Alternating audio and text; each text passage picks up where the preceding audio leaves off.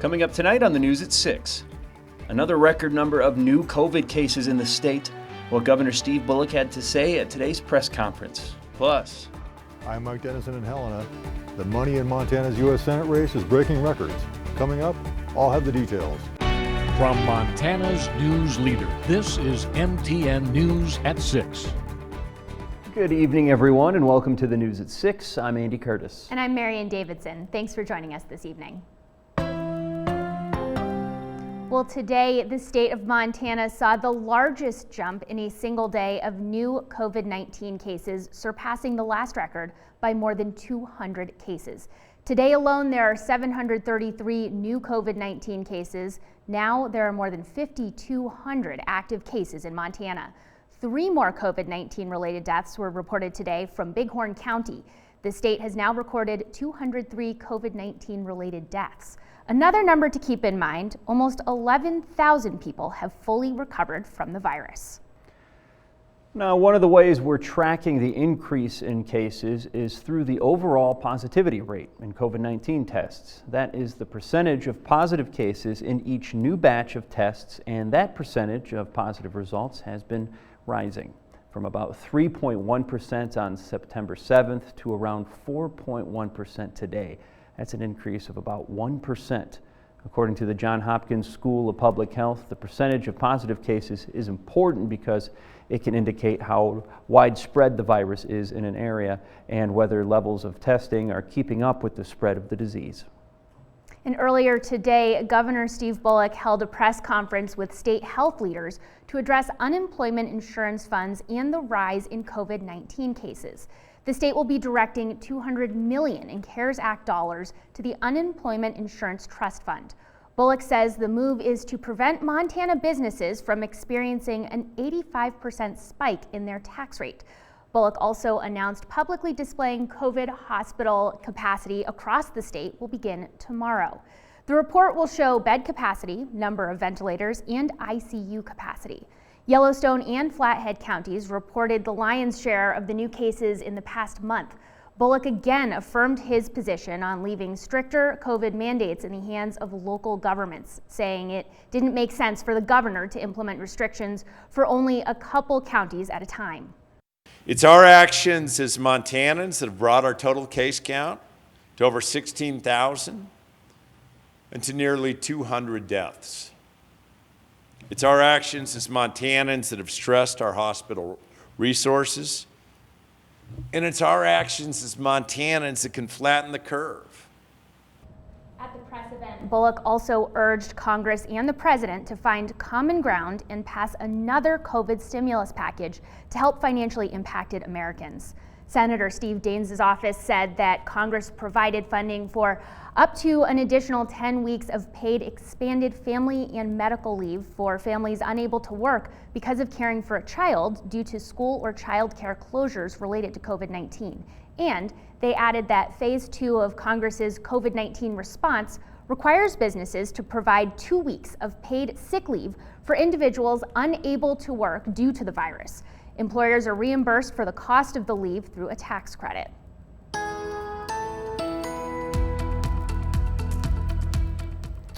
And now we'll look at our weather out there. Chief Meteorologist Curtis Grebenitz. You know, this fall has really been beautiful here when we're not really dealing with really high fire danger. Colors have been absolutely fantastic out there, and it was nice to have some blue sky outside as well today. Well, the wind is back, the fire danger is back for tomorrow. Much of central Montana under a red flag warning for dangerous fire weather conditions. We only got one little break today after the wind yesterday. The wind is back tomorrow. Wind on, wind off, Danielson. It keeps going on and off here over the next few days. Tomorrow, the smoke is back as well, and the temperatures, hope you enjoy them, up near record highs again today. Well, they'll be falling back to more typical levels for the season. More in the full forecast coming up. Well, if you think you've been seeing more political TV ads now more than ever before here in Montana, you are absolutely right. Montana's U.S. Senate race has become the most expensive campaign in state history, and it's had more TV ads in the past several weeks than any other Senate contest in the nation. MTN's chief political reporter Mike Dennison tells us who is spending that money.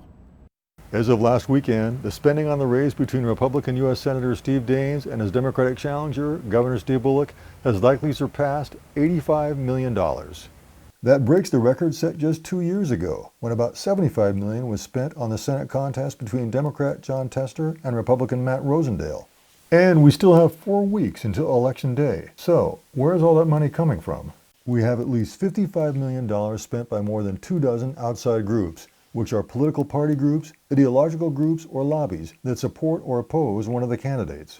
The big players here are the Senate Leadership Fund, a Republican group that spent $11 million against Bullock, the Democratic Senatorial Campaign Committee, which has spent almost $11 million attacking Daines, the Senate Majority PAC, another Democratic group, which has spent $9.5 million against Daines, and the National Republican Senatorial Committee, which has shelled out $8 million so far to go after Bullock.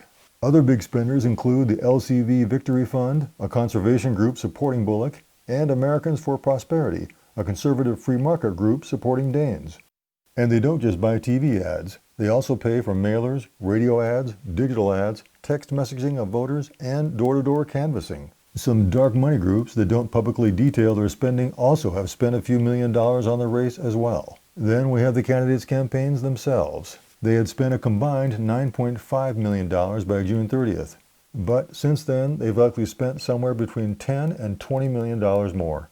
Next week, they'll report the details for the past 3 months.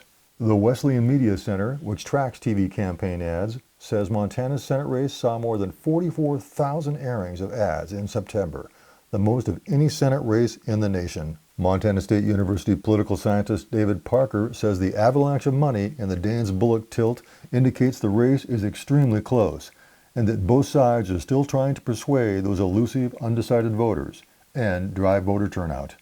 And let's not forget the main reason for all that money. The outcome of this race could determine which party controls the U.S. Senate. Reporting from Helena, Mike Dennison, MTN News.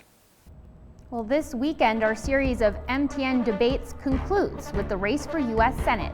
Incumbent Republican Steve Daines meets current Montana Governor Steve Bullock to decide who should represent our state in the U.S. Senate. The national spotlight has been on this race, and now it is your chance to hear from the candidates.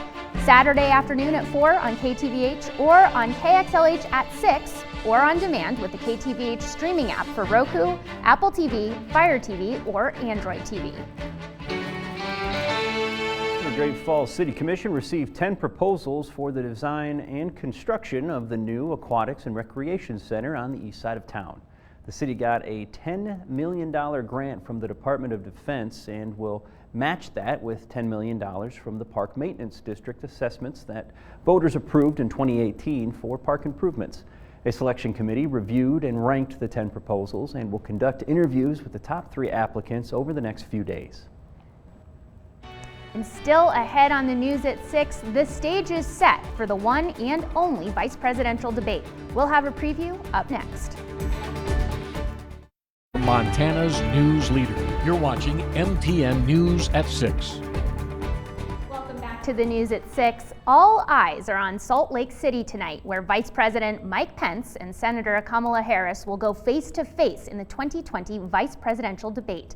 It will be a key moment in this campaign as President Donald Trump continues to recover from COVID-19, and Americans are looking for answers on how the country will bounce back from the pandemic. Nadia Romero is at the site of tonight's debate with more. Tonight, it's a clash of 2 running mates with 2 very different messages. We're going to continue to protect the vulnerable, continue to save lives. And we're opening up America again. There has been incredible devastation because of a failure of an administration to take seriously a public health crisis. The first and only vice presidential debate will feature Vice President Mike Pence and Senator Kamala Harris. The showdown is likely to focus heavily on the coronavirus and the White House response to the pandemic that has claimed more than 210,000 American lives and has infected President Trump, First Lady Melania Trump, and several White House staffers. Don't be afraid of it. Democrats are making the argument that if this administration can't keep its own house free of the disease, Trump and Pence are not qualified to get the nation healthy. Mike Pence is the head of the coronavirus task force, is the head of the group that is responsible for getting this virus under control, which they've failed to do. Pence could go after Harris's record and question her qualifications to be president. He's got to do what Donald Trump failed to do at the last debate, which is to attack on issues and then let the Biden ticket continue to wrap itself around the axle. With President Trump 74 years old and former VP Joe Biden 77, Americans may pay closer attention to what is said tonight here in Salt Lake City, as each campaign has repeatedly questioned the health of the men at the top of the other's ticket. In Salt Lake City, I'm Nadia Romero. And you can watch that one and only vice presidential debate tonight at 7 right here on KTVH. And you can check out our weather right now with Chief Meteorologist Curtis Grebenitz. Air quality was good today here for the most part across the state. That could change tomorrow, though, as wildfire smoke from out of state is headed our way. More in the forecast coming up next. There starts now with Chief Meteorologist Curtis Grebenitz. All right, welcome back, everybody. Another very nice day out there. Today a little nicer maybe than yesterday with less wind, but a warm one out there. 78 the current temperature. We hit 80 for the high in Helena, tying a record high back in the 19th century. 80 degrees, another day with tying the record high in Helena. Great Falls a little shy of the record, made it up to about 73. That's our current temperature. It's a high temperature, 86 was the record high here. But look at the state, a little cooler the farther north and east you got up into the state here, but even 60s, not too bad this time of year, 60s and 70s all across the state. Missoula very close to 80 degrees. A little breeze, little east-southeast wind here in the central eastern part of the state, but that wind will switch around to the west and increase tomorrow, and much of central Montana is under a red flag warning for those dangerous fire weather conditions here. The wind will increase through the morning hours and through the afternoon and evening. That's a pretty strong west wind here. Existing fires like the Yogo fire could grow tomorrow in these conditions, and new fires would take off like that if they were ignited. The wind will die down a little bit for Friday, hence the wind on, wind off, and then the wind picks back up here as we get into Saturday. Nothing really on the radar. I've plotted a few of the fires that are technically still active here in the state. Of course, the Yogo fire, one of the most active, largest fires still burning in the state. Incredible work by the firefighters yesterday, limiting the growth in really tough conditions, red flag warning conditions. They limited that growth to between 50 and 100 acres, and it's going to be another tough day for the firefighters out there tomorrow in the wind increasing. Very quiet weather again, with the exception of the Northeast. All those little yellow boxes are severe thunderstorm warnings popping up, and quiet in the Gulf ahead of Hurricane Delta that will likely make landfall in Louisiana coming up this Friday. Wildfire smoke, we didn't really have any in the state today. That is changing, though, as the sun continues to go down here this evening. Look off towards the southwest, and you'll see some of that smoke that is moving through Oregon into Idaho, even extreme southern Montana, starting to see some of that wildfire smoke coming in from California here. Southwest flow increasing, and that will blow in the smoke and also blow up the fire danger for tomorrow. Record highs potentially again here for parts of Montana. Friday a little cooler, not as much in the way of wind heading into Saturday. Look at all this moisture moving through the Pacific Northwest.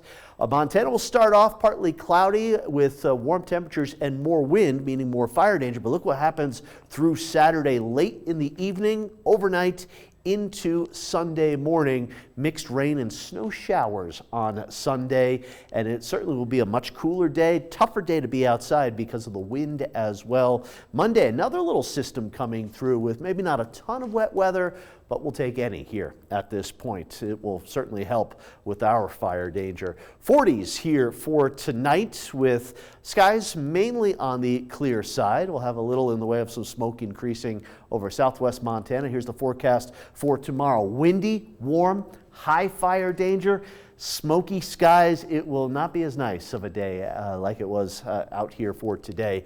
Friday, maybe still a little smoke and some haze, slightly cooler, not as much wind.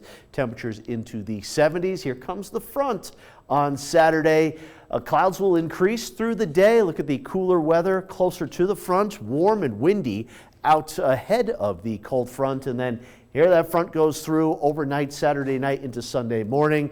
Maybe even some snow mixing down to around 5,000 feet. I don't think it'll accumulate much unless you head way up into the mountains, but a much cooler, windy day with some mixed rain and snow showers here on Sunday. Here's the 7-day forecast for Helena, so watch the fire danger the next few days. The air quality will deteriorate tomorrow as well. This weekend, chillier changes Saturday night into Sunday.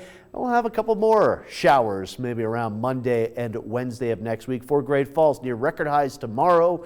Watch that fire danger and some big time changes coming to everyone this weekend. Coming up, the pandemic is giving one student who lives near the Canadian border a new opportunity. Montana's news leader. You're watching MTN News at 6. Welcome back, everybody. As I'm sure you've heard, the coronavirus has created some strange situations in high school sports this year, including forcing one Montanan to go to school in a different country. MTN's Isaiah Dunk has more from Cutbank. The coronavirus has made the fall 2020 season a season of adjustments in high school athletics, but for the new high school quarterback here in Cutbank, coronavirus is just one of a few new things to get used to. Forget face masks and social distancing. Sophomore signal caller Caleb DeManigold has been spending the season getting accustomed to American football. DeManigold's father runs a bison ranch near Bab, so Caleb had previously gone to school and played football north of the border in Cardston, Alberta. It's a little different. You got 12 men, and then you got like 3 downs, and then the football field's longer. That was like the main big ones, and then you got like little rules and stuff. But when the border closed last spring, DeManigold had to look elsewhere and decided on Cutbank just a few days before the season started. He loves that football is more in the spotlight in the U.S., and he wants to take advantage. You get looked at more. In Canada, it's very difficult to get like people, like colleges, to look at you up there. So I just came down here. It'd be easier for me. Speaking of college, Caleb's dad, Mark, was a freshman defensive tackle on the 1988 Notre Dame squad that won the national championship. Football is part of his fiber, and the Wolves are sure glad Caleb is here. The kid is very, very smart, a lot of football intelligence. So for him, it was, I'm not going to say natural because it was a transition, but he took it well. He's a kid that you can tell loves the game. Did take a little bit, I think, for him to pick up that one less guy on the field, but he's done an awesome job. It hasn't been a banner year for the Wolves, who sit at 0-5 on the season, but for a team that knew it had some holes to fill and didn't fill them till the last minute, there's a lot to look forward to. This offseason is going to be a really, really big one. Now that we have a certified quarterback, we can come here in the mornings after we're done lifting and just start throwing the ball around, getting chemistry better, and just everything like that. It's super exciting to think about. I can't wait. At this point, DeManigold feels his future is here in Cutbank, so the border closure might be a blessing for both him and the Wolves program. In Cutbank, Isaiah Dunk, MTN Sports. We'll be right back to finish things up here when we come back. News leader. You're watching MTN News at 6. Welcome back. And do you remember Stan the T-Rex we told you about a few weeks ago? If not, here's a refresher. At 13 feet tall and 40 feet long, he's one of the most complete T-Rex skeletons. And he just set a record for the most expensive dinosaur skeleton ever sold at auction. He was expected to sell for between $6 and $8 million, but instead, Stan fetched $32 million. Fun fact, he was found back in 1987 in Wyoming and right here in Montana. He's named Stan after the amateur paleontologist who found him. Just $32 million. Start saving your pennies, and you too could be a proud owner of the next one they find, I'm sure. And that does it for the news at 6. Have a great night. We'll see you back here at 10.